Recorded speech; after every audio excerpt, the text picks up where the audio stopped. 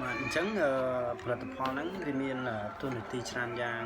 មិនត្រឹមតែជាម៉ាស៊ីនបូមធូលីនៅក្នុងឡានរបស់យើងគឺវាងាយស្រួលដោយសារតែវាទូចងាយស្រួលដាក់ក្នុងឡានយកតាមខ្លួនហើយវាបានភ្ជាប់មកនៅក្បាលតូចៗសម្រាប់បឺតធូលីបាទបងប្អូនបឺតនៅធូលីដីនៅក្នុងកន្លែងចន្លោះមួយចំនួននៅក្នុងឡានដែលធ្វើឲ្យយើងបោះមិនដល់ឬពេលយើងទៅដល់កន្លែងយើងរថយន្តមួយចំនួនគឺគាត់បានបូមឲ្យយើងស្អាតទេអញ្ចឹងខ្ញុំនឹងបង្ហាញវាខ្ញុំនឹងបង្ហាញរូបរាងពិតរបស់វាបន្តពីរូបភាពឈ្មោះ product នេះគឺ item របស់វាឈ្មោះថា STR VC 005បងប្អូនហើយឈ្មោះរបស់វាគឺប្រភេទម៉ាស៊ីនបូមធូលីខ្នាតតូចក៏ដូចជាម៉ាស៊ីនសប់កង់រថយន្តបាទឃើញហើយវាលោអញ្ចឹងមិនត្រឹមតែបូមធូលីហើយសប់កង់រថយន្តទៀត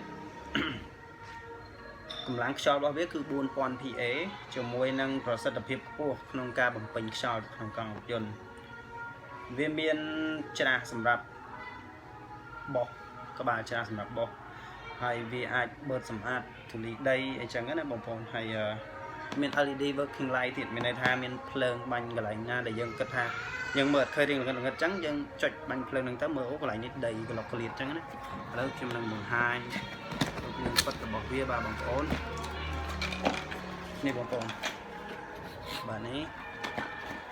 ពេលយើងចេញមកគឺរូបរាងវាបែបនេះបងប្អូនបាទវ៉ានេះបងប្អូនបាទគឺលយមែនតែនតូចល្មមតូចងាយស្រួលដាក់តាមយន្តធន់មាំបងប្អូនមើលមាំខ្សែវែងអាចឲ្យយើងបូមទៅដល់គូតក្រោយឡានទៀតណានេះបងប្អូនបាទនេះគឺជាតនិចនីលកាសម្រាប់បូមខ្យល់កង់ហើយនឹងថ្លឹងកង់រថយន្តបាទបងប្អូនទៅនេះគឺពិល LED បងប្អូននេះពិល LED គេ LED នៅត្រង់នេះបាទនៅត្រង់នេះហើយកន្លែងបូមធូលីគឺនៅត្រង់នេះបាទភ្ជាប់ជាមួយនឹងបំពង់បាទបងប្អូនមិនត្រឹមតែនេះបំពង់បូមធូលីមិនមានតែក្បាលនឹងមួយទេគឺបំពង់បូមវាមានបំពង់បូមណាមានក្បាលបូមរបស់វាមានច្រើននេះបងប្អូនដល់មែនតើនេះរួមទៅបច្ចេកវិទ្យាឥឡូវគឺទំនើបបងប្អូនណាឃើញទេបាទវ៉ា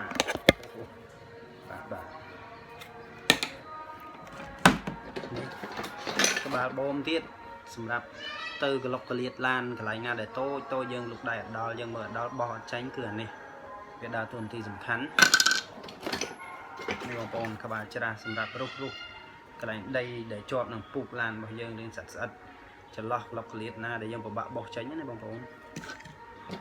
ហើយជាមួយនឹងក្បាលវ៉ាល់នេះក្បាលវ៉ាល់បងប្អូនមើលគឺគាត់យកមកភ្ជាប់កន្លែងនេះបងប្អូន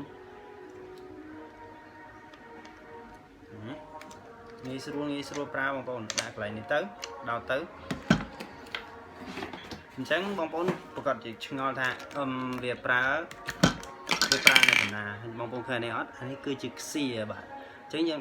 យើងយកទៅដោតកន្លែងខ្សៀរុនដោតភ្លើងខ្សៀរបស់ឡានហ្នឹងណាហើយប្រើបានតែម្ដងអញ្ចឹងក្នុងករណីដែលយើងទៅឆ្ងាយវាពិបាកកន្លែងខ្លះយើងពិបាករកកន្លែងថ្លឹងកង់ឬក៏បូមកង់ពេលកង់វាធូរអញ្ចឹងហើយណាមួយវិញទៀតពេលខ្លះឡានយើងលាងស្អាតហើយក៏ប៉ុន្តែស្រាប់តែកូនរបស់យើងឬក៏អតិថិជនរបស់យើងដែលគាត់ប្រើប្រាស់ឡានរបស់យើងហ្នឹងគាត់ឡើងមកមានទាំងជើងដីជើងអីទៅជន់ប្រឡាក់ការាលប្រឡាក់អីឬមានញ៉ាំកតិចនំកតិចអីធ្លាក់ចូលតាមពុកតាមអីហ្នឹងយើងអាចទុកយូរច្រើនបានទេតែកាលណាយើងទុកយូរវាអាចនឹងកើតជាសម្ោចស៊ីពុករបស់យើងខូចឃើញយើងពិបាកបើកបរបាទហើយនេះស្ថានភាពរបស់វាបងប្អូននេះលក្ខណៈពិសេសរបស់វានេះបូមមកគឺពីក្បាលត្រង់របស់វាសម្រាប់ទុកធូលីសម្រាប់នេះស្រួលប្រើមែនទែនបាទបងប្អូនឃើញហើយថាវាទំនើបប៉ុណ្ណានេះម៉ាស៊ីនហ្នឹងនេះ motor របស់វានេះស៊ីភ្លើង120ដូចជា120 វ៉ុលបង120 12 DC ភ្លើងវាបាទប្រើភ្លើង12 DC ហ្នឹងហើយในរួមទៅគឺទំនើបមែនតើมันគួរឲ្យជឿយើងអាចសំខាន់យើងអាចថ្លឹងក៏បូមខ្យល់ខ្លួនឯងឡានគឺពិបាកបងប្អូនឡានពិបាកហ្មងបើមិនទៅកន្លែងបូមកង់យន្តគឺពិបាកតែឥឡូវនេះគឺមានភាពងាយស្រួលហើយចេញអានេះមកហើយមកដល់ស្រុកយើងហើយមកដល់ស្រុកខ្មែរយើងហើយមានលក់ច្រើនបើបងប្អូនមានចំណាប់អារម្មណ៍ចង់ជាវឬក៏ចង់ទំនាក់ទំនងជាអ្នកលក់អ្នកលក់ដុំលក់បន្តបងប្អូនអាចមើលនៅក្នុង link ខាងក្រោមវីដេអូណាចាំចុចមើលទៅព្រោះឥឡូវខ្ញុំគ្រាន់តែនិយាយពីលក្ខណៈពិសេសរបស់វាតែប៉ុណ្ណឹងហើយក៏សូមអរគុណវីដេអូសូមអរគុណហើយវីដេអូក្រោយយើងនឹងជួបគ្នាថាតើជាក់ស្ដែងវាដំណើរការខ្លាំងប៉ុណ្ណាថ្ងៃនេះខ្ញុំសូមគ្រាន់តែណែនាំត្រួសឲ្យបងប្អូនពីសន្តានរបស់វាហ្នឹងហើយសូមអរគុណច្រើនជំរាបលាបាទ